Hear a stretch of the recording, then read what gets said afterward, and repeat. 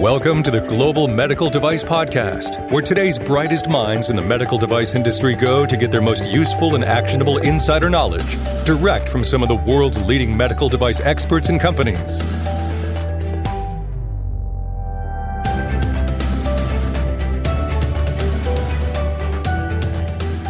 Hello and welcome to the Global Medical Device Podcast. This is your host and founder at Greenlight Guru, Jon Speer. Joining me, you're getting familiar. This has become a familiar face as co-host Etienne Nichols. Etienne, welcome back.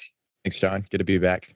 All right. I dig your studio setup. I got to figure out how to mimic that some way. $100 and I'll get you there.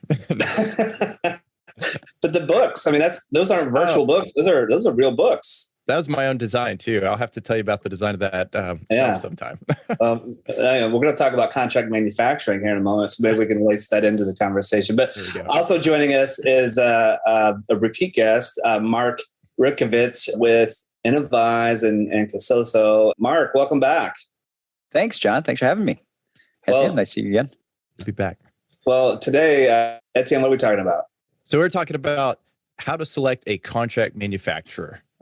So this is a good one. Lots of ways. Yeah, I'm excited about this one because this is something that I've dealt with this some, but I know there are lots of aspects of this that I'm excited to learn about. So, well, and, a lot of our listeners I know are startups or smaller companies, and I think probably say I've been in the industry for about 23 years. I remember it was probably a good 15 or so years ago. There was a trend. The huge trend at that time was outsource everything for medical device companies. In fact, there was a huge outsourcing to places in China and that sort of thing because it's cheaper, faster, whatever. I think that pendulum's come back. There's still some outsourcing to China, but there's still a theme of outsourcing, and especially for a startup company. I mean, they're probably not going to build a brick and mortar. Mark, you are a contract manufacturer. I know you have some specialization with your contract manufacturing, but you've been in the industry quite a bit longer than I have. I'm sure you've seen all these trends. What are your latest, greatest? What's happening in the world of contract manufacturing? Yeah, it's about 20 years ago I really started seeing. I remember talking to a company about 20 years ago. It's like, how many people in your company? 4. It's like 4 people. It's like, yeah, he's the head of design, and he's working with a contract design house. I'm head of quality, and this person's the head of operations and supply chain. And so they're dealing with a contract manufacturer that's building the product. Right. So 4 people basically run the company, and everything's outsourced. So it's like, what? And that's almost the model today because, if you're a startup and you have so much dollars, where are you going to spend your money? I'm not going to spend my money building a manufacturing plant that's going to build 100 parts for the clinical trial and then sit idle for 2 years while the clinical trial gets done. It just doesn't make sense. Doesn't make sense. Yeah. So that's why. So manufacturing is where it started, contract. But now, you look at the FDA registrations things. You can register as a contract manufacturer for the design control. You can register as a contract manufacturer for manufacturing. You can register as a contract manufacturer for post-market. So you can outsource your complaint handling. And there's companies that just do that. So you can outsource all these different aspects, and that's all part of contract manufacturing. I'll call it contract manufacturing, but it's contracting aspects of your business, depending on the size you're doing. I mean, accounting too. I mean, you don't necessarily need, if you don't have a lot of dollars going in and out, if you don't need you don't need a full-time staff for that. But if you have the plant, and then the plus here is on contract manufacturers can build out the equipment. And so this is actually interesting. So I started doing working with contract manufacturers back in the 80s and early 90s. So when I was doing I was working at, it was cardiac pacemakers at the time. And we were making our own programmers. We were soldering circuit boards for the programmers for the pacemakers. It's like, we make pacemakers. We don't make programmers. And we had to buy new technology, more equipment because, it's like, let's not do that. Let's outsource. So I remember going to like the first, outsourcing our circuit board manufacturing. Yeah. And so learning about that, it's like, wow, you have all this new technology because they have to. Circuit board manufacturers, especially in the U.S., they're really not going to get the volume here. I mean, if you have high volume, that's going to be done outside the U.S. typically because of labor costs. But more and more of it's being automated. So as you automate the machines, and a lot of contract manufacturers do that, they try and, they're trying to save costs and with volume, and then design their machines to be flexible so they can keep them running all the time. So, as a contract manufacturer here, we have a lot of customers that, order once a quarter, and we can run it in 2 days. And, that would be totally, non-value added for them to, have a plant that runs for 2 days and stuff like that. And we've had a lot of customers that, you just do all our manufacturing for us. And then if we don't have business, we just move those people to a different project, different equipment and stuff. So a question for you. I mean, because clearly, we've talked before. The term medical device is so broad. It covers such a wide array of materials, technologies, et cetera, et cetera. So clearly, not all manufacturing is the same. And so let's imagine that I'm, a startup or maybe even a small company that thought, I could do my manufacturing, but I'm at a point where I need to engage a contract manufacturer. How do I find the options? What should I be looking for? What sort of characteristics should I, should they be in my backyard? Should I look overseas? What are some of your thoughts about that? Like how can, we help folks develop sort of a checklist as far as, the evaluation? Yeah, I actually wrote a white paper on this, and it's actually, that white paper is actually out on, MBDI. Well, wherever it is, send it over to us. And we'll the concept is all those things you want to look at. You typically, most people just look at cost. What's it going to cost? I'll go to the cheapest cost. That'll be great. I went, well, that's one of the things you should be looking for. But look at where they're located too. The closer they are. Now today with COVID and stuff, everybody's learning more digital, but still going to the plant and seeing the products and seeing as they're manufacturing, if they're making it right, understanding it is important. So you might not have to go there every day, but you're going to go there regularly. The farther away they get, I always said I wanted to be in strangling distance of my suppliers. That's a good thing. And vice versa, though, I was also in strangling distance with them. So, yeah, the farther away you get the manufacturer, the more you're relying on them to do stuff. No, so it's really simple. They're making tubing and cutting it to a certain length. Okay, that's easy.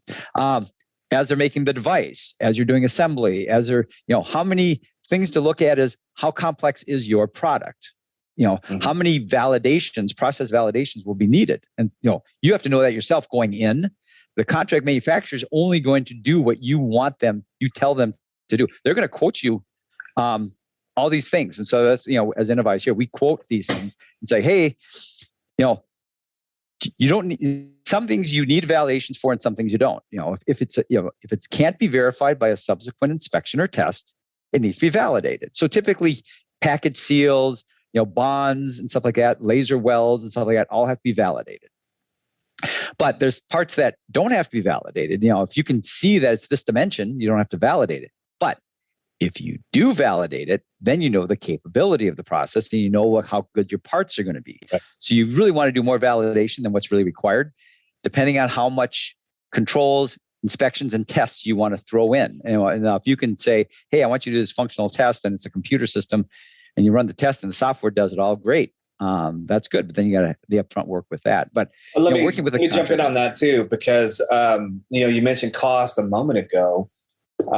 What you're describing is an element of cost, but if you're not educated, it's going to seem like the contract manufacturer that's going to validate more might be more expensive to get started, but is going to be less expensive after they've gone through that validation, because it doesn't require the humans to do the actual inspections, right? So these are somewhat complicated, but you have to think about the upfront cost versus the long-term costs. Right. And validation is a huge benefit.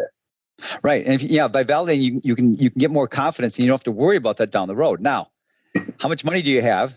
Like even and then sterilization required. So contract manufacturers, sterilizers are all contract manufacturers. So if you need products sterilized, that has to happen. That's actually very specific. So there are standards, ISO standards for what the contract manufacturers do for sterilization, and the costs are fairly fixed, and you know what that is. But then if you get into injection molding and you get into catheter assembly and those types of things, those you really want to talk to the manufacturer about. Now, when you're working with a contract manufacturer, so cost is one key thing: location and availability of what services can they provide? Can they do validation? Can they do this? How much can they do? Can they push things out to other ones? So they can't do sterilization, but they can ship it to the sterilizer. Great. Versus, no, we don't do any labeling. We can do the part, but then you have to send somebody else to package and label, and then somebody else sterilizes it. So you have to understand what your supply chain is. When you're working with a contract manufacturer, it's like, well, I want them to make this. Well, how much information are you going to give them? You need to, if you want to get a good quote, you have to give them all the information you possibly have. It's like, who are the suppliers you've used? What's the cost you've been? It's like, what's the expectations? Like, well, I want them to figure it out. Yeah, they can, but you're not going to get a good number, or you're going to get somebody that's going to lowball you to get the business. And then you're going to get nickeled and dimed, and it's going to cost you a ton more in the back end. And so it's really the service that they provide and the kind of questions they ask. Do they really know the medical device industry? And if they ask those questions, great. Now, if you're not as experienced, when you go out and look for, and so I did this. I've been on both sides. I've been a manufacturer and trying to find contract manufacturers. Actually, the job right before Innovize, I was in a company. We were moving from Canada to the United States, this company, and so we had to. We're looking at some contract manufacturers, and we looked at 10 different contract manufacturers for some catheter assembly and packaging, and asked them questions. And it was interesting to see what each of them were asking. And it's like some of them asked things. It's like, oh, okay, and some of them didn't. It's like, well, how can you quote this? You can quote it, but I mean, in the back end. I've been through that too. Like if there's tells, right? When you're in the process of trying to identify potential contract manufacturers, it's for all intents and purposes, there's an element of it that's like an interview. You're essentially, at the end of the day, you're going to be hiring this resource to represent your company in some form or fashion. So you should treat it as an interview. And if some contract manufacturers don't ask or seem interested about attributes or whatever the case may be, I mean, that they may not pass that sniff test. So, that should raise your antenna or spidey senses just a little bit. Right. Oh yeah. Yeah. And it's like, I talked to one company, like, you want this. Why are you doing all of this? It's like, sometimes like you're doing an overkill. It's like, well, depending on the kind of device, it's like I got to do a gauge R&R. It's like, okay, I only need you to make 100 parts. You got to, so sometimes with the contract manufacturer, they're going to quote you based on the technology they have. So do they have a technology that, I can make you 100,000 parts every year? Well, I need 100. Well, we don't want to touch you. Yeah. Versus this company, I can do 100 parts, but I can't do 100,000. Okay. So do you want somebody that can scale? Yes or no? Or it's like, I'm going to qualify this contract manufacturer for upfront because they're cheaper and I don't need to scale yet. And then when I scale, I'm going to move over here. Well, if you're going to do that, understand what those requirements are. And do you have the information to share there? Because you're going to have to revalidate then, because you're switching manufacturers and you're switching the manufacturing process even. The molds are key thing here. It's like there's now companies that, you can 3D print a mold and you get 1,000 hits off it. So you get the plastic part, you get 1,000, but then you got to requalify the mold down the road. And that's great for your clinical trial. But if you want a mold that makes, 1 million parts a year, it's going to have to be this really high end, expensive mold with heating elements and all these sensors in it and stuff like that. So Absolutely. Volume is really key. I mean, that's really the key aspect of, price. The price of the part and what your volume is going to be is directly related, because there's some fixed costs always. And let your NRE, it's like, one thing I was curious about. Well, sorry, go ahead, Jon. No, your mic sounds better than mine. Go for it. No, so I was curious. So you mentioned about some contract manufacturers. Do they have medical device experience or not? So I'm curious what your thoughts are on the overlap of quality management systems. What is covered under their quality management system? What's covered under your quality management system? How do the two interact? What are your thoughts there? Yeah, that's really key. And that's really the latest thing. And that's what Europe is really pushing on the MDRs, is more supplier quality management. So it's like today we're seeing a lot more companies asking these kind of questions. And this is what they should be doing, because there's no central database. Here's all the companies, because a lot of people play in different markets. Like Innovize, we're contract manufacturing and converting. We started getting into medical device only like 15 years ago. And we were the only converters at like the MDM shows. Now there's like 15 converters at the MDM shows. So more people are touching into it. So are you intermixing, I'm doing automotive, but I'm not going to do medical. Well, the automotive quality systems are different than a medical device quality system. I mean, there's a lot of overlap. I mean, at least you have a quality system, so you have to control, you have the controls, aerospace too, and those kind of things.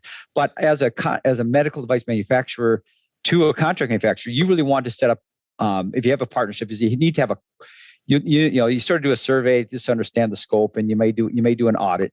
Now, audits we'll talk about that a little bit later, but you really need to have a quality agreement with that contract manufacturer. So a supplier quality agreement. And what I've seen, the best practices is really, it's a quality agreement, and it lists all the sections sort of the standard, like who's doing what.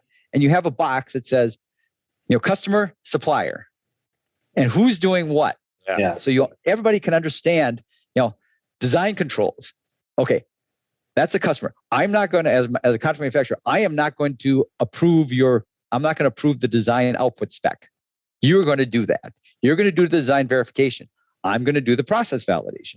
You're going to do the complaint handling, and make sure you understand that. Now, you're allowed to do complaints, and then the quality agreement, you put in that, they can audit us, and you're supposed to, change control, all the stuff that, don't change anything unless you tell us, and get a pre-approval.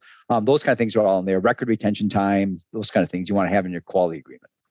I'm so glad you brought up the supplier quality agreement, because I think this is where a lot of the contract manufacturer relationships break down, because it was unclear on who is responsible for what. That should be a pretty thorough document that, to your point, it's breaking it down clause by clause, that it says, you do this, I do this, you do this. Sometimes there's that shared responsibility, but I think I hear a lot of companies that, like, they're jumping the gun. They want to get into a relationship with the contract manufacturer without defining all of these things, because, they need to make 10 units or 100 units to support, an animal study or clinical trial or what have you. Like, that's a mess. That's just a recipe for disaster. Right. Yeah. Unless you can verify that what they made, you're looking at 100% inspecting it before you use it. It depends, but typically you're going to say, do this. You know how to make I'm hiring you because you know how to make these things. You know how to make a catheter, so you make a catheter. This is the tubing I want, injection mold, this material around it. It's like, okay, what strength do you want? Well, what strength have you used in the past? Okay, I don't know how you're going to use this on a patient. Are you going to, put this up their nose? Or are you going to put it into their heart? Right. Totally different requirements on what the forces are, and how lubricious do you want the coatings to be? And it's like, it's like if you ever bought a house, okay, or you work with an architect, you want to design a house, with a builder. Okay, I want a house. That's like going to a builder and say, build me a 3-bedroom house. It's like, okay. I can tell you it's going to be $200 a square foot.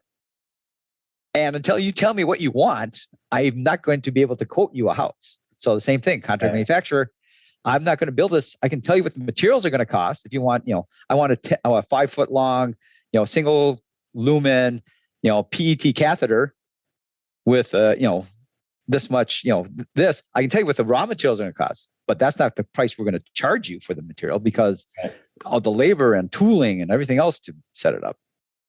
Right. I think the quality agreement, though, I think, we were going through some checklist items. It seems like, that should be baked into your supplier quality agreement, right? Oh yeah. Yeah. A lot of that stuff should be in your supplier quality agreement. And then, I've as Consiliso, I've done things where I've created a couple of templates. Here's a simple supplier quality agreement. It's like 3 pages, change control, audit, and that kind of thing. And then I have the more detailed one, which go through, you have every section of the standard. And I've also set up so you can have multi-part, parties. So you have a 3-way or something, or 4-way. It's like, you're doing this, then you're going to give it to them, and they're going to manufacture it. They're going to package it. They're going to sterilize it, and we're going to sell it. And it's like, who owns which part? And sometimes they're shared. It's like, both of us are going to do this. Well, then when you share it, then you have a note section saying, for this aspect, supplier A is going to do this, supplier B is going to do this. And then you have like a 3-way NDA or something so that you all can talk, depending on who you're working with. Like, if you're a totally virtual company, that's what you're going to need to do. Yeah. Here's another thing I've heard and sadly still hear today. So startup company, obviously a lot of folks know Greenlight Guru. We have software that helps companies with their quality management system. And so sometimes we get in these conversations with folks and they're like, oh yeah, your product seems cool, but I don't need to do that. And I'm like, but you're a medical device company. I'm like, no. My contract manufacturer is handling all that. I'm like, oh my goodness. So you saw my reaction to that. So I'm curious, what is your reaction when companies say, I'm going to outsource my quality? You can't. I mean, it's like I said, if companies outsource their design, outsource their manufacturing, they really don't have it themselves. But you still have to have a quality system, and then your quality system has to have really good supplier controls because you're outsourcing everything. So the regulators are expecting you to then be watching your contract manufacturers and auditing them, because you've outsourced this key aspect. So then they really, and there's what I was going to talk about later here is as you pick your suppliers for contract manufacturers, what level of criticality? And so this is a whole concept on risk-based quality systems. What risk is it? So you have 4 different, I typically say you have 4 different levels of risks for a supplier. 0, no risk, office supplies and that kind of stuff. So 3, what you do is going to directly affect the patient experience. If you mess up, they might die because what you're doing. Okay, there's level 3. Then there's, intermediate levels, the raw material suppliers and stuff like that. So these contract manufacturers are your highest level. And so with your highest level ones, you can scale on what kind of information control do you want. On a level like 1 or 0, I don't really care if they have a quality system or not because it doesn't matter. But level 1 and 2 and 3, they all have to have quality systems. Keep your ISO cert, great. But level 3, I'm going to audit you every year or every other year. There's a way of doing it. Now, the latest thing in the industry is there's some contract manufacturers. They have dedicated audit people because everybody comes in and audits them all the time. So the industry came up with MetaCred. If you've talked about that on your podcast in the past, but MetaCred is this outsourced organization, similar to what automotive and aerospace did, or like military, the old DCAS. They're actually the manufacturers pay for them and the suppliers pay for them. And this person sits at the contract manufacturer's house, and they then do deep dive audits when your product is ready. So you're basically having control right there. So a lot of houses like sterilizers and forgers that just make metal parts for medical device industry, they have dedicated people that sit there, and then MetaCred is a process for doing these audits then for contract manufacturers. So that's a whole program, and it's really more the bigger ones that do a lot of it. And that's something saying if you're a MetaCred approved in that thing, MetaCred approved supplier, there are controls in place that the big guys have really put in place. So it really would help you that, if I say you're a MetaCred approved supplier, it's like, I probably don't need to audit you as much. I might still want to audit you once in a while, but you have the controls in place because that's what you get done every day. Interesting. So that's even a manufacturer that might manufacture auto parts, but they have this division for MetaCred or? MetaCred, if you're a MetaCred supplier, all you're doing is medical. Gotcha. And there's somebody auditing you. There's basically somebody in the plant that's MetaCred that's manufacturer's representative for the manufacturers that basically, the Medtronics, the Boston Size, Abbott and stuff like that. They pay for this, and they have somebody sitting at those manufacturers, those subcontract manufacturers. Cool. So that's sort of new. That's basically, I think 5 years ago, there wasn't any. Then I looked on their database, and there's about 40 or 50 manufacturers around the world that are MetaCred certified, that have different things that they're certified for. They're not certified for everything. They might do more, but they're certified for labeling, or they're certified for plastic injection molding, or they're certified for. Now, FDA is sort of not directly linked with that. That doesn't matter, but it's really part of your supplier controls. And for Europe, I think it'll be you put that into your process, into your supplier control process. You still probably need supplier quality agreements with them, so you understand the scope of stuff. Well, something Jon said made me curious. So this is still under the umbrella of the supplier quality agreement, kind of. But he said, I like to be within strangling distance. Curious about if you have any stories about, times you wanted to strangle. What was it? The certain items that could make you want to strangle each other. Oh, well, when I was at the external defibrillator company, we were making we were based in Minnesota. We were having circuit boards made in South Dakota. Okay, that's try to go cheaper because this labor was cheaper out in because they were more out in the country and stuff. We switched to a Malaysian supplier that's designed a huge box. It's like, okay, great. I got to go visit them. Okay. 20 hours later on a flight, you're there. You have to stay for a week. How do you do conference calls? They're 12 hours difference time zone. You want to talk to them. When are you going to have your calls? So assume you're going to have your calls 7 to 10 o'clock at night because that's their morning. And so when you got a confirmation there, your nights are gone because if you need to talk with them, that's when you're going to have it because that's when they're in the plant. I mean, they might bring 3 shifts, but when are there engineers there that you want to, or project managers and stuff you want to deal with? So,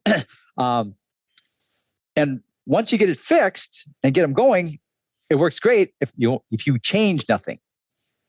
But so, there will be changes. Right. There will be changes. If I'm making introducers for that, design hasn't changed in 30 years.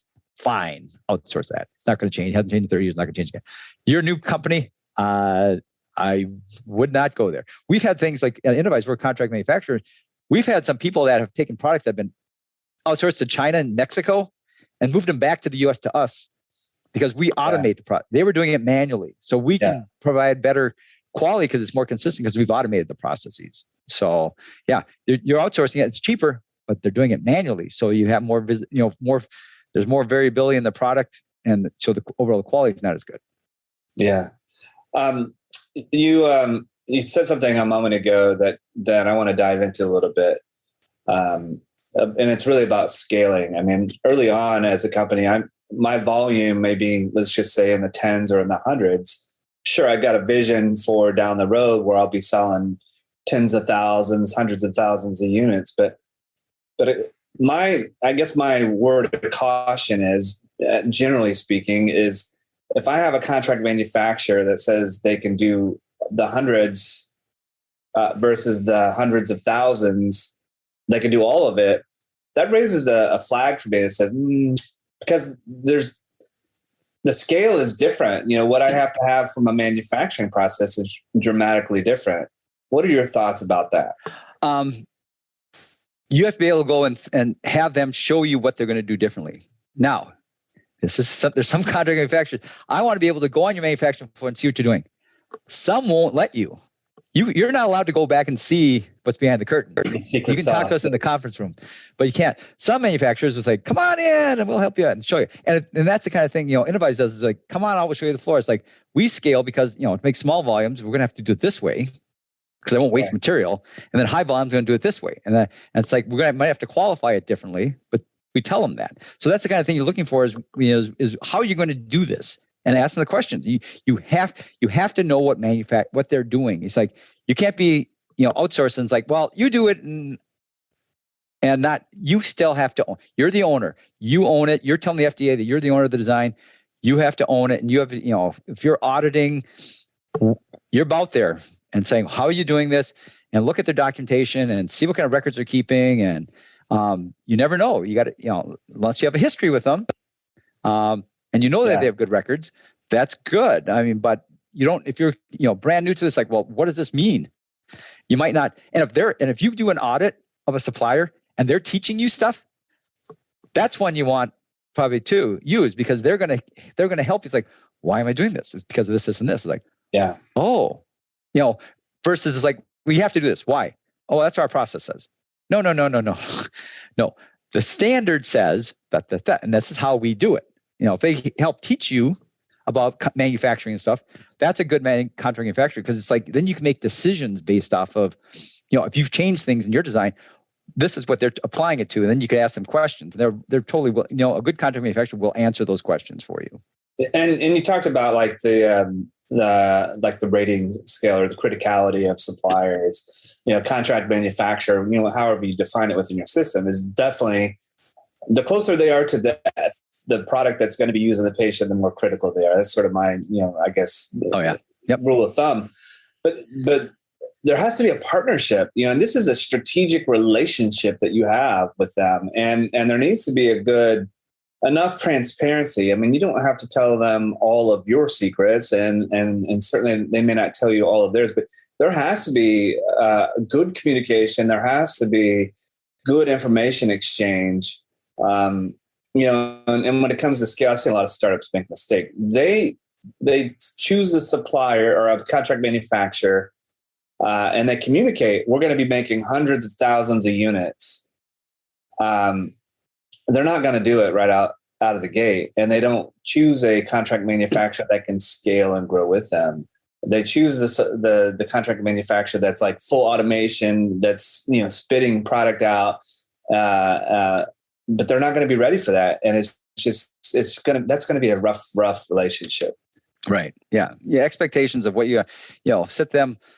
What are your POs going to be? What's your timing? We've had manufacturers come in and it's like, well, why don't you do all our manufacturing for us? It's like, okay, then you have to put the money in. It's like, you want a clean room like this? We don't have one. If you want us to do it, that we can, we'll build this and we'll charge you for it, because you have to have some skin in the game, and that's part of the agreement too. It's like, you want to do something that's unique that we don't do yet, or we want to set it so it's flexible. We can do that, so it's going to cost. It's like, and they, contract manufacturers have to make the money. Contract manufacturers' margins, a medical device manufacturer, there's a lot of risk, but then there's a lot of reward, but then a lot of them fail. Contract manufacturers, we just take a little cut. We're not making huge profits here. We're here to be flexible and keep the work going, but we're not going to make when I was at some of the contract the medical device manufacturers, the margins they made on good products are like amazing compared to what manufacturers would make, contract manufacturers would make. So, Etienne, I can talk all day about contract manufacturing. I don't want to hog the questions for Mark, so jump in, please. Yeah, sure. Well, I mean, you covered several of the things that I was curious about. A little bit more maybe about process validation and the presence of the manufacturer versus the contract manufacturer in that process. How involved should they be? Right. If you're doing work in the good manufacturer, what you should probably do is when first step, you've selected a manufacturer and you think they're best based on location and expertise and stuff like that. And you've set up a supplier quality agreement. So you set that expectation. So the first thing you should probably set up is a master validation plan. So this is what the expectation of how we're going to validate this product. And part of it is, here's the manufacturing process flow. You're going to need it for your regulatory submission. So you might as well get it put in a document right away. Here's the manufacturing process flow. Now, depending on the criticality of what's going in the manufacturing process flow, you're going to need a PFMEA or a risk assessment on the process. And so the best typical way is a process failure modes effects analysis, and it's sort of a bottoms up approach. Now, there's other ways of doing it. You can do a top down approach too, but you're really trying to determine the risk of the contract manufacturer making a product that's going to meet spec. So you can build an FMEA right into your risk management document. You do it standalone, separate, depending on how complex the product is. And then in there, where you get your process flow, it's like, can the outputs of these processes be verified by the next step? And no, yes, no. So then that process flow, you say, that one needs to be validated, that one needs to be validated, that one needs to be validated, these steps. And then you lay it all out in one document. Now, if you're sterilized, put your sterilization in there. So this is something that you use as a way of controlling everything. And then as this is the plan, and you release it, and then you send copies to your contract manufacturer, you might revise this plan a few times through it. But then as reports, this validation's done. Oh, it failed, but I got to change this. When you do that, then you modify the plan, but then you release reports that say, this is what the output is. And this is the report number from this, get the reports defined. So then when your validation's done and the master validation report's done, all the information you need for your regulatory submissions already defined. What happens is a lot of companies didn't do that. And I mean, right now I'm doing a ton of companies are doing remediation for the EU MDRs because, class 3s were always doing this, but class 1 and 2s weren't. So it's like, oh, we need to do this. We need to validate. Well, we never validated it because you didn't we asked you to, and you said no, you weren't going to pay for it. So I'm just going to do, it meets spec, but I'm not doing CPK analysis on all these things all the time. So the big guys, they come in with the master validation plan. Here, this is what I want you to do. But the small guys don't. And so if you're going in, I'd say you develop a master, talk to them about creating a master validation plan. And if they can only do part of it, that's fine. But then it's your document. And you talk to your other contract manufacturers and add to it. So you have one document to find where everything for that product is going to be. So when I'm glad you mentioned PFMEA. Caveat. Some folks have labeled me as the anti-FMEA guy, and there's an asterisk to that. I think too many people have used FMEA as the only tool that they're using from a risk management perspective during the design process. And there's a point in time where FMEA during design is helpful, but it is invaluable for manufacturing processes. It is a wonderful, wonderful tool. So I'm glad you mentioned that, because I think a lot that's another one of those things that raises the flag or my spidey senses when you ask a contract manufacturer about how they're assessing risk of the manufacturing process, and they're like, "What do you mean?" It's like, whoa. Well, we're actually doing something interesting here. We're trying something new. It was almost the manufacturer didn't ask it, but if we had an issue, we know we have like higher scraps on a certain product. Yeah, we'll actually, when it's running, quality engineer will sit there with the press operator and walk through and say, okay, what can happen wrong here? Nice. What can happen wrong here? And you're talking, it's just the engineer with the person, the operator running it. Cool. Versus these engineers sitting in a room guessing what's happening. Yeah. And it's like, okay, these are the things that happen. Okay. What do you think? This is high, medium, or low? Red, green, yellow for this is like that. Okay. That's a risk assessment. It's the same thing. It doesn't have to be this RPN numbers and all this other stuff. It's like, what can you do? And then can I fix that from ever happening again? Yeah, if we just move this over here and did this over here, then that's what they want. So you try to mitigate risk. That's all. They don't want engineers barricading themselves in a conference room for 8 hours for 3 days straight to come up with some magic, whatever. Right. And this risk. Well, that's a risk. Like, will whatever happen? No. What will happen? Well, they can mix the rolls up. It's like, well, how about we label the rolls differently so they can't mix them up? It's like, what can really happen? And you ask the people making the product. You're absolutely right. I can remember being on a manufacturing line where we had a failure. Everybody was gathered around the failure, and me and another guy just started walking upstream. And I said, "Hey, what if it failed like at this operation? When would we detect it?" He said, "Well, not until there." I'm like, "Okay, so we can go all the way up to here. The potential failure could be 6 machines upstream." So you've got to start looking up there. That's really interesting. Jon beat me to it when he was talking about the PFMEA. So when we're building out this PFMEA document, are you suggesting it would be kind of the manufacturer is going to own this document, but working in conjunction or in partnership with the contract manufacturer to develop that? Right. Yeah, because some of it is like, well, what's going to fail? This is going to fail. It's like, do you care about that? I mean, like, oh, that radius on this corner, I can't hold 3 thou on that radius. It's like, I don't care what the radius is, as long as it doesn't. Maybe your spec's too tight. Loosen your spec up. Right. Yes. Exactly. Like, change your spec, and that's the kind of thing. And PFMEA is like, the spec needs to change. And during the validation, oh, this fails. Like, well, do you need that or not? How's that going to affect the patient? If it does, great. If it doesn't, is this tubing going to come out? Well, what's going to happen here? I can't pull it. It's like, okay, that is strong enough. Okay, now measure that and tell me what it is. And I can tell you that's the spec going to be, because that's strong enough, because nobody's going to be able to pull that off or something, Well, so, I mean, you just said something, about the patient, and I'm glad you brought that up too, because I think sometimes the OEM is not sharing information about the use of the product with the CM, and it's like you got to share that information, because you don't need to expect your contract manufacturer to become an expert in how the product is going to be used, but they need to have enough knowledge so that they know if X, Y, and Z happens, that wow, that's a critical component. That's the patient contacting, or it's used for this type of procedure. Right. I think that's really important. Yeah. Yeah. And then if this patient contacting too, is like, what's the biocompatibility? So anything you use to clean this machine, if it's going to contaminate the product, I need to know about it. And that was a huge recall. I remember on, this is what a reprocessor. There, some company was reprocessing these dialysis filters, and the company changed the solution that they were cleaning with, and ended up, killing some patients because they changed something and they thought, well, it cleans it better. It's like, yeah, but it's not biocompatible.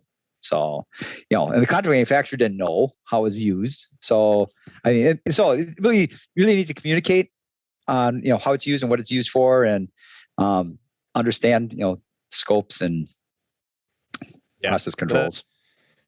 That's really great. And as Jon mentioned, I know he can go on for hours, and I could probably ask you more questions for myself. I want to be, respectful of your time and our listeners' time. Maybe we can have you back. I don't want to be too presumptuous here, but what do you think, Jon? We close? Well, I think we've talked a lot about some, I would say, generalities when it comes to contract manufacture today. So, Mark, let's put our thinking caps on, and the next time we talk about contract manufacturing, maybe we could be a little bit more pointed and a little bit more specific. But yeah, if you're willing, love to have you back and talk about this topic down the road sometime soon. Sure, that'd be great. Yeah. Details of sections and naming and numbering and configurations that you want to do, and categorizations. Yeah, there's all kinds of fun we're going to have here. So let's go ahead and shut this one down today. Mark Rutkiewicz with Innovize and Consiliso, thank you for sharing your wisdom on contract manufacturing. And Etienne Nichols, the co-host of the Global Medical Device Podcast, joining me. So this has been exciting. Folks, again, I want to remind you, of course, Greenlight Guru, we have a medical device success platform that's designed for you, the medical device professional, by actual medical device professionals like Etienne and myself. So if you're struggling or need some assistance with streamlining your processes around design and development, document and record management, post-market quality events, go check it out, www.greenlight.guru. You can learn a lot more about all the workflows that are in the Greenlight Guru software platform. And we'd love to chat with you and understand your needs and requirements, and see if we have products and solutions that might help you. So again, check that out, www.greenlight.guru. As always, appreciate you, the listener of the Global Medical Device Podcast. Listeners are what continue to make the Global Medical Device Podcast the number one podcast in the medical device industry. So thank you for that. Continue to spread the word. And until next time, this is your host and founder at Greenlight Guru, Jon Speer, and you have been listening to the Global Medical Device Podcast.